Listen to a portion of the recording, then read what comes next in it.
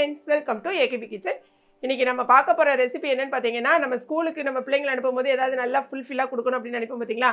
அந்த டைமில் மார்னிங்கே வந்து நீங்கள் பிரேக்ஃபாஸ்ட்டு அதை கொடுக்கலாம். அப்படி இல்லைனா ஈவினிங் ஸ்கூல் விட்டு வரும்போது ஒரு ஸ்நாக்காக வந்து காஃபி கூட கொடுக்கும்போது செம சூப்பராக இருக்கும்.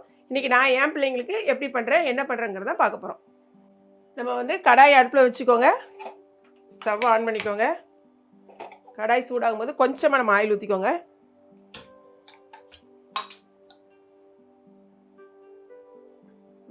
வெங்காயம் வதங்குற அளவுக்கு ஆயில் சூடாயிடுச்சு. ஒரே ஒரு ஆனியன் கட் பண்ணி வச்சுருக்கேன். அந்த ஆனியன் உள்ளே போட்டுக்கலாம். ஆனியன் வதங்கட்டும். இதுக்கு தக்காளி எதுவும் போடக்கூடாது. பார்த்தீங்கன்னா நான் வந்து ஜிஞ்சர் கார்லிக் பேஸ்ட் போடுவோம் பார்த்தீங்களா, அதுக்கு பதிலாக கார்லிக் இந்த மாதிரி பவுடர் வாங்கி வச்சுருக்கேன். கார்லிக் ஜிஞ்சர் இந்த மாதிரி நீங்கள் வாங்கி வச்சுக்கலாம். இது எல்லா டிபார்ட்மெண்டல் ஸ்டோர்லையும் கிடைக்கும். வேணும்னா நீங்கள் அந்த மாதிரி கூட நம்ம போட்டுக்கலாம். இப்போ அந்த இருக்கிறதுனால நான் போடுறேன், அவ்வளோதான். மற்றபடி நீங்கள் கட்டாயமாக இதை போடுங்கன்னு நான் சொல்ல மாட்டேன். அது இருக்குது, அதனால் நான் போட்டுக்கிறேன். இது கொஞ்சம் ஃப்ளேவர் கொஞ்சம் டிஃப்ரெண்ட்டாக இருக்கும், அவ்வளோதான். மற்றபடி நீங்கள் இருந்துச்சுன்னா ஒரு அரை ஸ்பூன் இஞ்சி பூண்டு விழுது சேர்த்துக்கோங்க. இது கூடனே வெங்காயம் நல்லா வதங்கட்டும். வெங்காயம் நல்லா வதங்கிச்சு. இதுக்கு வந்து ரொம்ப போட வேண்டாம். இதை பாருங்கள், கொஞ்சம் கொஞ்சம் போட்டுக்கலாம். இது வந்து ஒரு பவுடர் மாதிரி இருக்கும், அவ்வளோதான். இது நான் போடுறது முதல்ல வந்து ஜிஞ்சர் பவுட்ரு, அடுத்தது கொஞ்சமாக கார்லிக். இதே அளவுக்கு கார்லிக்கும் போட்டுக்கலாம். 2 பவுடரும் போட்டாச்சு. கார்லிக் ஜிஞ்சர் போட்டுட்டு லைட்டாக 2 நிமிஷம் வதக்கி விடுங்க.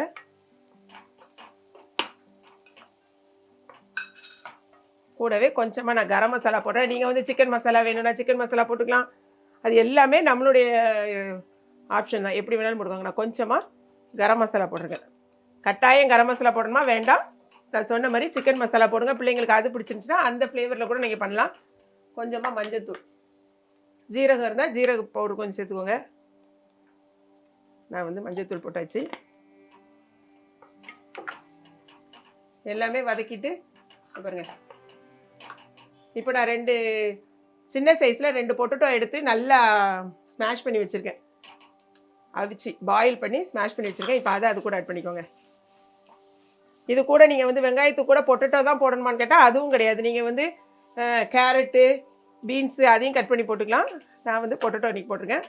கூடவே காரம் இப்போ நம்ம இன்னும் ஒன்றுமே போடல. இந்த பாருங்கள், காரத்துக்கு தனியாக எடுத்து வச்சுருக்கேன். காரத்தூள் வந்து உங்களுக்கு எவ்வளோ தேவையோ அதுக்கு தகுந்த மாதிரி காரத்தூள் ஆட் பண்ணிக்கோங்க. தனி மிளகாய்த்தூள் போட்டிருக்கேன். ஒரு 3/4 ஸ்பூன் போட்டிருக்கேன் தனி மிளகாய்த்தூள். கொஞ்சமாக தனியாத்தூளும் ஆட் பண்ணிக்கோங்க. அது போட்டால் எப்போவுமே ஒரு நல்ல ஒரு ஃப்ளேவர் வரும். ஸோ அதுக்கும் கொஞ்சமாக இந்த அளவு ஒரு 1/4 ஸ்பூன் தான் போட்டிருக்கேன். இப்போ நம்ம வந்து உப்பு போடல, ஸோ உப்பு சேர்த்துக்கலாம். தேவையான அளவுக்கு உப்பு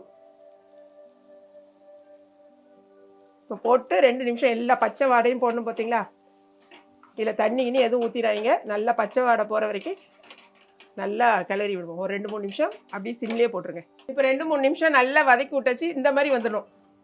உங்களுக்கு இது வந்து ஸ்டஃப் பண்ணுறது கரெக்டாக இருக்கும். ஸோ கொஞ்சம் ஆறட்டும். இந்த ஸ்டவ்வையும் நான் ஆஃப் பண்ணிவிட்டேன். இப்போ நம்ம என்ன பண்ண போகிறோம்னா, ஸ்டஃபிங்க்கு முட்டை வந்து ரெடி பண்ண போகிறோம். முட்டையில் தான் நம்ம ஸ்டஃப் பண்ணி எடுக்க போகிறோம். ஒரு 2 இல்லைனா 3 முட்டை எடுத்துக்கோங்க. ஓகே, இப்போ நான் வந்து ஒரு 2 முட்டை போட்டுக்கிறேன். நான் இப்போ 2 முட்டை எடுத்துருக்கேன்.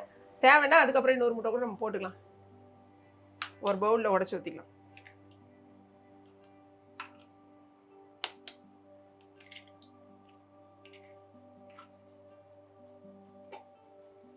கூடவே கொஞ்சமாக நான் வந்து சில்லி ஃப்ளேக்ஸ் ஒரு 3 இல்லை 2 போதும். ஒரு 2 காஞ்ச மிளகா இருக்குது பார்த்தீங்களா, அதை வந்து நுணுக்கி எடுத்துட்டு போல பொடி பண்ணி எடுத்துருக்கேன். அது மாதிரி நான் இது எப்போவுமே வச்சுருப்பேன். அதனால் உங்களுக்கு வந்து ஒரு 3/4 ஸ்பூன் வர்ற மாதிரி நீங்கள் போட்டுக்கோங்க. கொஞ்சமாக கொத்தமல்லி. இது வந்து நீங்கள் பார்க்கும்போது ஒரு ஃப்ளேவரும் கொடுக்கும். நல்ல ஒரு எப்படி சொல்கிறது, பார்க்குறதுக்கு உங்களுக்கு எடுக்கும் போது சூப்பராக இருக்கும் பார்க்க. கொஞ்சமாக மஞ்சத்தூள், கலருக்காக மஞ்சத்தூள். ரொம்ப வேண்டாம், கொஞ்சமாக. இந்த முட்டைக்கு தேவையான அளவுக்கு உப்பு போட போகிறோம். உப்பு தேவையான அளவுக்கு போட்டுக்கோங்க. இப்போ இது நல்லா பீட் பண்ணி வச்சுக்கணும். ஒரு ஸ்பூன் எடுத்து பீட் பண்ணிக்கலாம்.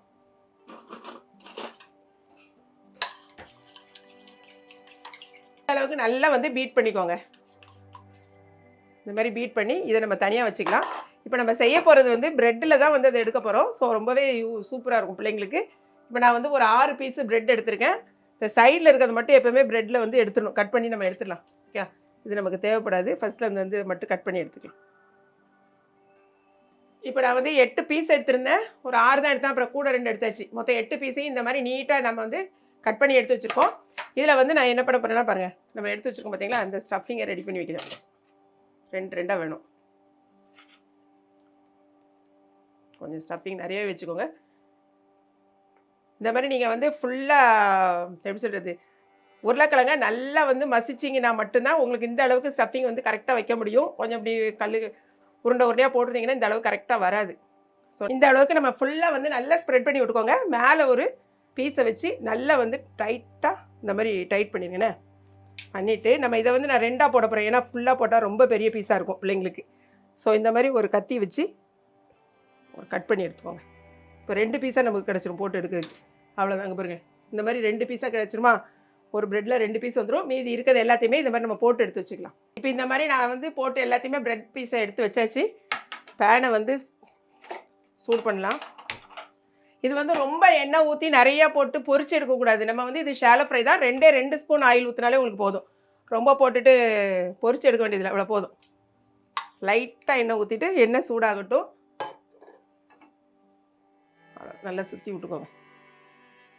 இப்போ வந்து 4 பீஸ் நம்ம, அதாவது 8 ஸ்லைஸ் ப்ரெட் எடுத்திருக்கேன். அது போக மீதி நமக்கு வந்து நான் 2 பொட்டேட்டோ எடுத்ததில் கொஞ்சம் இருக்குது. இதை வந்து இன்னொரு இது கூட போடலாம். தேவைன்னா நம்ம இன்னொரு பீஸ் கூட எடுத்துக்கலாம். ஓகே, இது இருக்கட்டும். எண்ணெய் சூடாயிடுச்சு. நல்லாவே நீங்கள் இந்த மாதிரி இது பண்ணிக்கோங்க.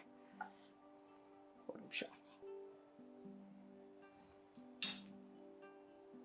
இந்த மாதிரி டிப் பண்ணிவிட்டு இங்கே பாருங்கள், நம்ம வச்சுருந்த எக்கில் டிப் பண்ணிக்கோங்க.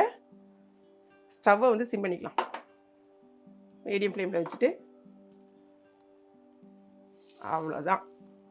இந்த மாதிரி நீங்கள் செஞ்சு கொடுங்களேன் பிள்ளைங்களுக்கு.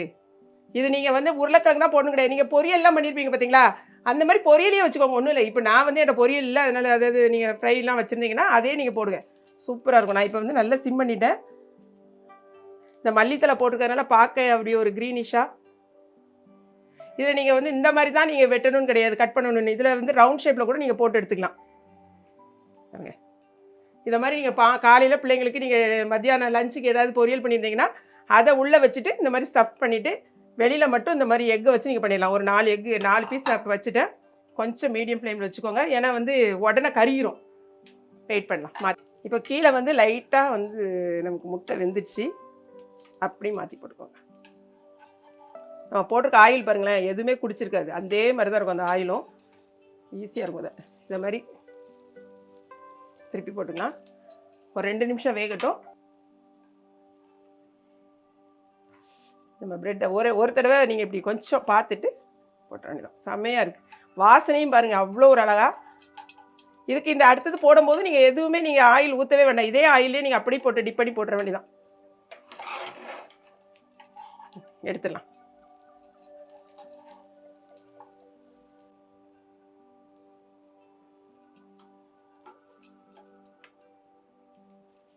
இதை பார்க்கும் போதே உங்களுக்கு வேறு லெவலில் தெரியணும். பிள்ளைங்களுக்கு நம்ம இதை கொடுக்கும்போது பிள்ளைங்க ஆட்டோமேட்டிக்காக ஐயோ சூப்பராக மம்மி ஏதோ பண்ணியிருக்காங்கன்னு உங்கள் பிள்ளைங்க வந்து எக்லாம் சாப்பிடாதவங்க கூட இந்த மாதிரி நீங்கள் செஞ்சு கொடுத்தீங்கன்னா சாப்பிடுவாங்க. மீதி ஒரு 4 பீஸ் இருக்குது பாருங்கள், பிள்ளைங்களுக்கு ஒரு 2 பீஸ் இது சாப்பிட்டாலே உங்களுக்கு நல்ல பிள்ளைங்களுக்கு ஃபுல்ஃபில் ஆயிரும். அடுத்ததையும் நம்ம பாருங்கள், என்ன நான் ஆயில் ஊற்றவே இல்லை, அதே ஆயிலில் தான் திரும்பி நான் டிப் பண்ணி போட போகிறேன். கரெக்டாக 2 முட்டை நீங்கள் போட்டிங்கனாலே உங்களுக்கு கரெக்டாக ஒரு 8 பீஸ்க்கு நம்ம போடுறோம் பாருங்கள். செம்ம சூப்பராக இருக்கும். கொஞ்சம் டிஃப்ரெண்ட்டாக நம்ம திங்க் பண்ணணும், டிஃப்ரெண்ட்டாக பிள்ளைகளுக்கு செஞ்சு கொடுக்கணும். செகண்ட் பேட்ச் நம்ம எல்லாம் போட்டு எடுத்தாச்சு பாருங்கள். இந்த சைட்லலாம் உங்களுக்கு வரவே செய்யாது, சூப்பராகிடும். எவ்வளோ சூப்பராக ஆயிலும் நம்ம போட்டு அந்த 2 ஸ்பூன் ஆயிலுக்கு மேலே எதுவுமே நம்ம ஊற்றவே இல்லை. செம சூப்பராக நமக்கு ரெடி ஆயிடுச்சு. நம்ம இப்போ டேஸ்ட் பார்க்க போகிறோம். இதை வந்து நான் டொமேட்டோ சாஸ் கூட சாப்பிட்டு உங்களுக்கு எப்படி இருக்குன்னு காமிக்கிறேன். ஈவினிங் நமக்கு வந்து சூப்பரான ஸ்நாக் ரெடி ஆயிடுச்சு. இப்போ எனக்கு 2 பீஸு, மீதி 3 6 பீஸ் வந்து பிள்ளைங்களுக்கு. ஓகே, நம்ம இப்போ டேஸ்ட் பார்த்துலாமா? பாருங்கள், இதை எடுத்து சாஸில் லைட்டாக டச் பண்ணி சாப்பிடுங்க, செம்மையாக இருக்கும்.